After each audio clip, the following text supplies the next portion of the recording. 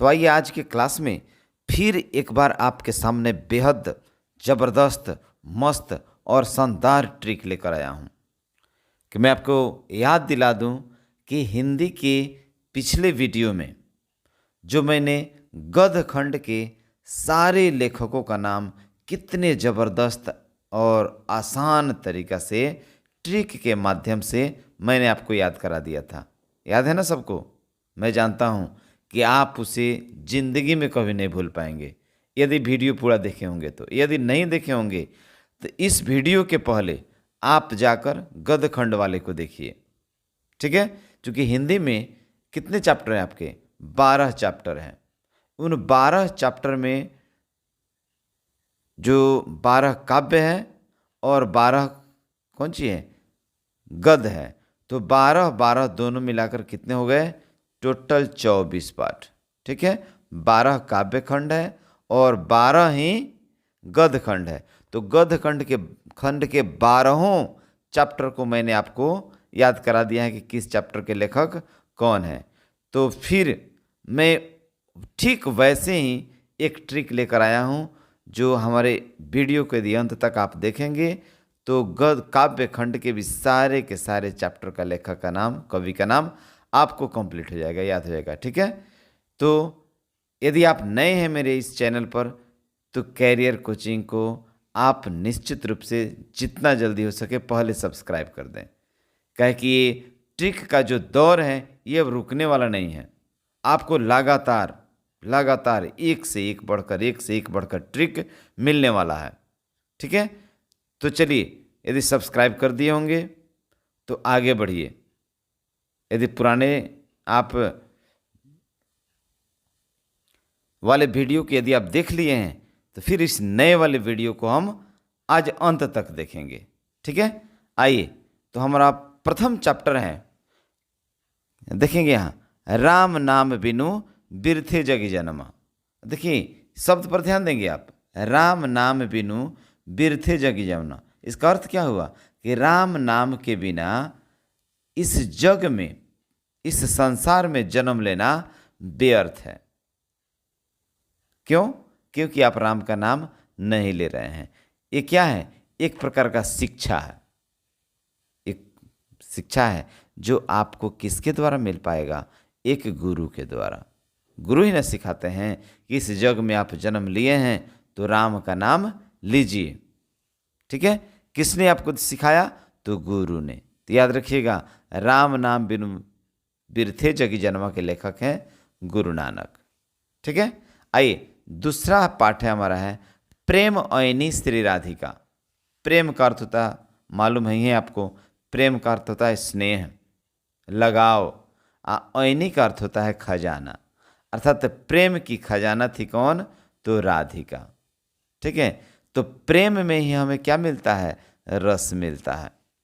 सबसे अधिक रस की प्राप्ति होती है तो प्रेम से ही होती है, ठीक है? तो प्रेम ऐनी श्री राधिका, इसके कवि हो जाएंगे रस खान। प्रेम से में क्या मिला? रस मिला। रस से क्या हो जाएंगे? तो रस खान, ठीक है? तीसरा चैप्टर का रहा है अति सुधो स्नेह को मार्ग। अति सुधो स्नेह को मार्ग, अर्थात प्रेम का जो रास्ता होता है अत्यंत सीधे होता है, एकदम सीधा होता है, ठीक है? तो एक शब्द आया, इसका कवि का नाम पहले ध्यान देंगे कि घनानंद। कौन है? घनानंद। इसमें अंत में आ रहा है आनंद। इसको तोड़िएगा तो घन जोड़ आनंद हो जाएगा, आनंद। अति सुधो स्नेह को मार्ग, स्नेह का अर्थ होता है प्रेम, ठीक है? तो यदि प्रेम आपका सच्चा है, सीधा है, तो ही आनंद आएगा। यदि प्रेम आपका सीधा नहीं है, सच्चा नहीं है, तो उसमें आनंद नहीं आ सकता है। सच्चा आनंद किस प्रेम में आएगा? तो सच्चे प्रेम में ही आएगा। क्लियर? तो अति सुधो स्नेह को मार्ग घनानंद, आनंद से याद रखिएगा, घनानंद। क्लियर? आइए, चौथा पाठ है हमारा स्वदेशी। कौन पाठ है? स्वदेशी है। स्वदेशी के कवि हैं प्रेम घन। कौन है? प्रेम। तो स्वदेशी, यहां याद रखिएगा, स्वदेशी। स्वदेशी, इसका अर्थ होता है अपना देश, और एक होता है विदेशी। विदेशी का अर्थ होता है दूसरा देश। यहाँ देखिए, आपके देश में भी सुंदर सुंदर अच्छे अच्छे सामानों का निर्माण होता है ना, वो जो हम अन्य देशों को देते हैं, भेजते हैं, निर्यात करते हैं। और विदेशों में भी जो वस्तुएं बनते हैं सुंदर सुंदर, उसे हमारे देश में भी मंगवाई जाती है, आयात कराई जाती है। तो यहाँ देखिए, अब मान लेते हैं हमारे पड़ोसी एक देश है चीन। चीन से बनी वस्तुएं अधिकांश भारतीय लोग अब नहीं खरीदना चाहता है, नहीं ना चाहता है। तो आपको किससे प्रेम होगा? भारत में बनी वस्तुओं से होगा या चीन में बनी वस्तुओं से होगा? तो निश्चित रूप से भारत में बनी वस्तुओं से आपको अधिक प्रेम होगा। तो हम भारत में बनी वस्तुओं को ही ज़्यादा इस्तेमाल करेंगे, आगे नहीं करेंगे? करेंगे। तो जो भारत में वस्तु बना उस वस्तु को कहेंगे स्वदेशी। ठीक है, तो स्वदेशी वस्तु से हमें प्रेम होना चाहिए। समझ में आ रहा है ना? स्वदेशी वस्तु से हमें प्रेम होना चाहिए, न कि विदेशी से, न कि चाइनीज वस्तुओं से। ठीक है, तो स्वदेशी, जो ही आवे स्वदेशी पाठ के कवि कौन है? तो याद रखेंगे कि स्वदेशी से हमें प्रेम है, तो प्रेम घन। ठीक है, आगे बढ़ें। अगला है 5वां पाठ की भारत माता। कौन है? भारत माता। बड़ा ही मस्त ट्रिक आपको मैं बता रहा हूँ, आप बस केवल सुनते जाइए, इसमें करना कुछ नहीं है, केवल सुन लीजिए एक बार। एक बार में याद न हुआ, इसका अर्थ हुआ कि आपका दिमाग कहीं और है, आपका नज़र यहाँ है लेकिन सोच कुछ और रहे। पुनः दोबारा देखिए, कैसे याद नहीं होगा? ये संभव नहीं है, मैं आपको भूलने ही नहीं दूंगा। आप लाख प्रयास कीजिए, लाख कोशिश कीजिए, लेकिन मैं आपको भूलने नहीं दूंगा। अब देखिए यहाँ भारत माता। भारत माता, भरत का नाम सुने हैं? भरत राम के भाई थे। किनके भाई थे? राम के। दशरथ के 4 पुत्र थे, राम, लक्ष्मण, भरत, शत्रुघ्न। ठीक है, और उनकी 3 माताएं थी, कौशल्या, सुमित्रा और कैकेयी। भरत की माता कौन थी? कैकेयी। लेकिन फिर भी सुमित्रा और कौशल्या अपने पुत्र के समान उससे प्रेम करती थी। इसलिए राम ने कभी भी नहीं सोचा था कि मेरी एक ही माँ है कौशल्या, उन तीनों को अपना माँ समझा। भरत ने कभी नहीं समझा कि मेरी माँ एक कौशल्या है, उन्होंने भी तीनों माताओं को अपने माँ के समान समझा। तो याद रखिएगा, भरत के माता, भारत माता, भरत के माता कौन थी? तो सुमित्रा। याद रहेगा ना? कैकेयी थी, ऐसे आप जानते होंगे कि भरत की माँ कैकेयी थी, लेकिन कैकेयी से थोड़ा भी कम प्रेम सुमित्रा से नहीं करते थे।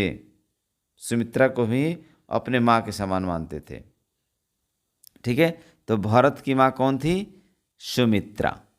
याद रहेगा ना?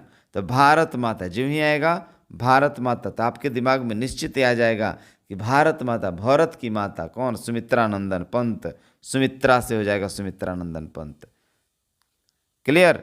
आइए आगे बढ़ते हैं। 6ठा है कि जनतंत्र का जन्म। जनतंत्र, जनतंत्र का क्या अर्थ क्या होता है?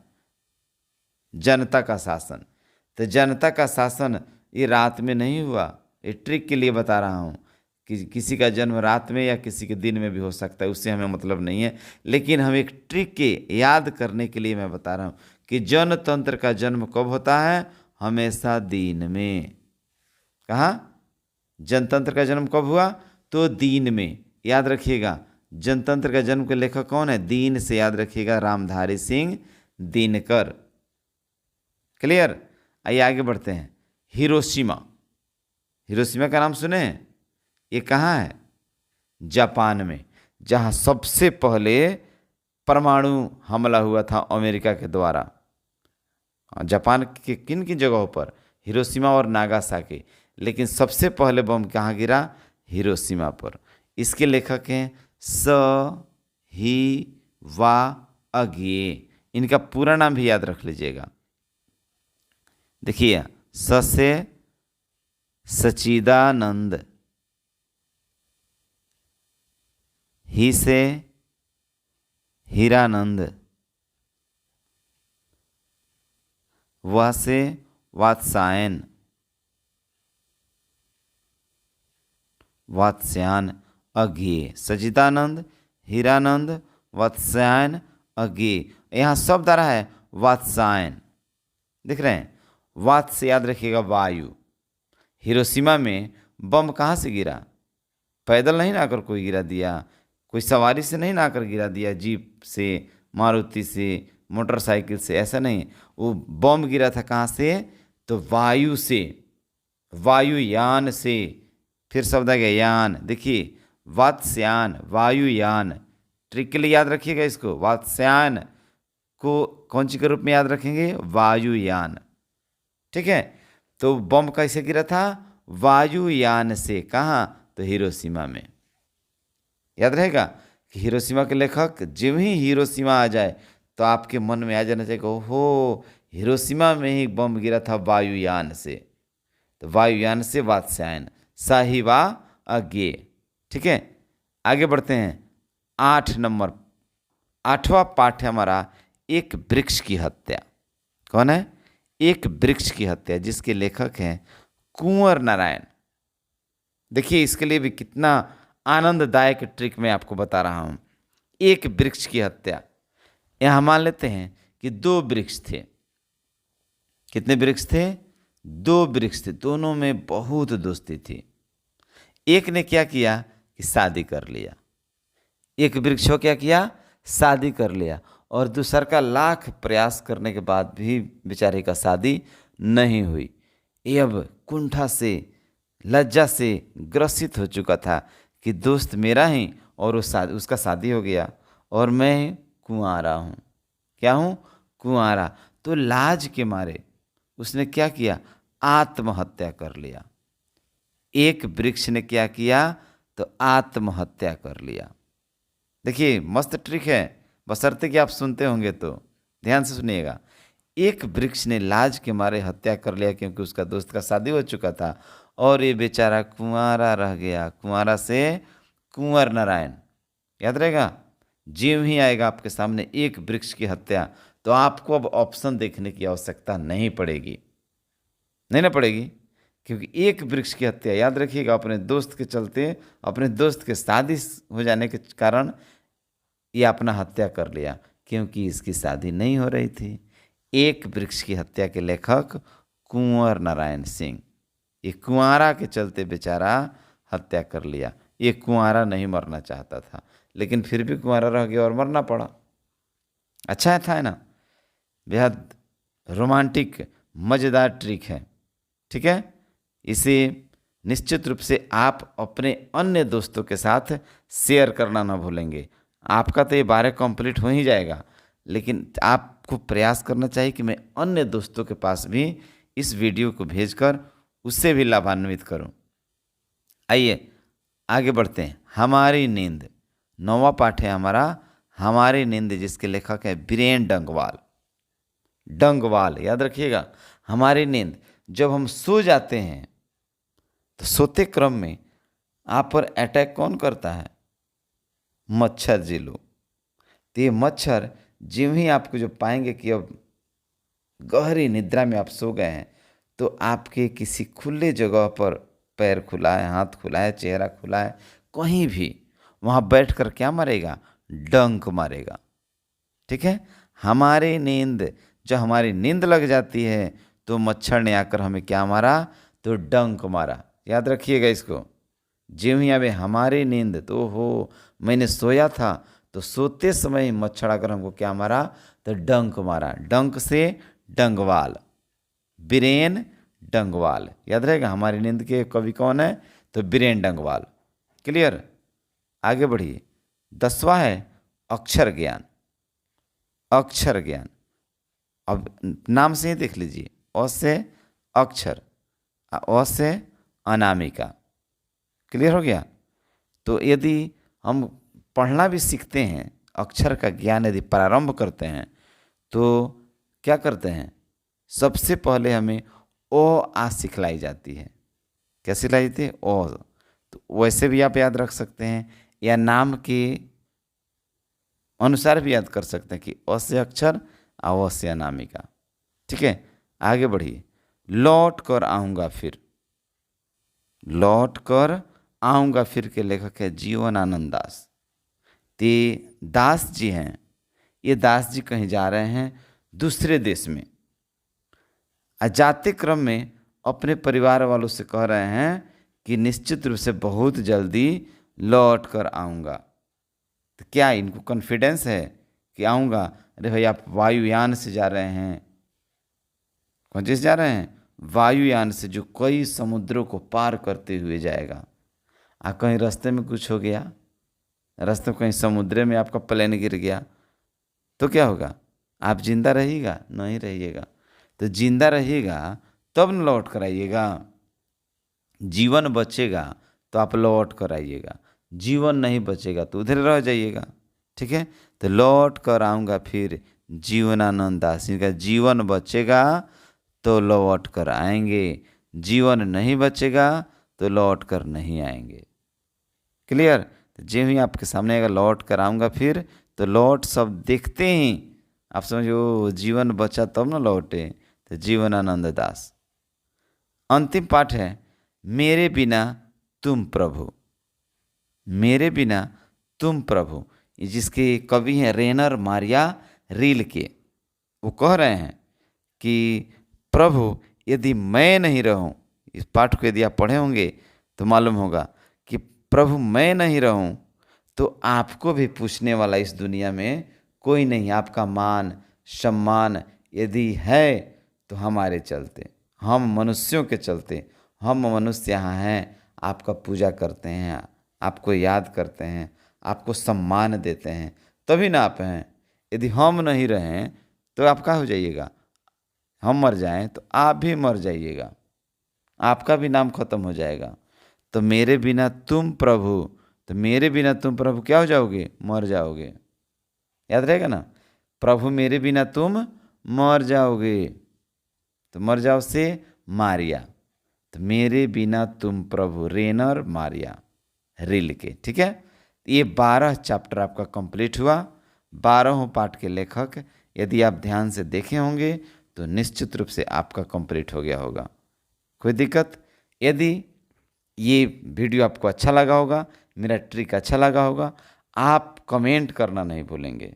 आप कमेंट करते हैं तो उसे देखकर मुझे लगता है कि हाँ, आपको संतुष्टि मिली तो मुझे भी संतुष्टि मिली। इससे भी बेहतर अगला वीडियो में बनाने का प्रयास करूँगा, इससे भी और शानदार ट्रिक में आगे लाने का प्रयास करूँगा, बशर्ते कि सपोर्ट के लिए आपका कमेंट आना चाहिए।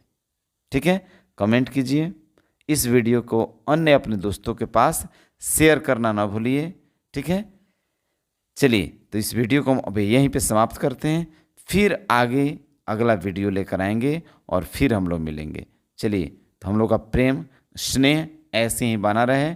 तब तक के लिए गुड बाय।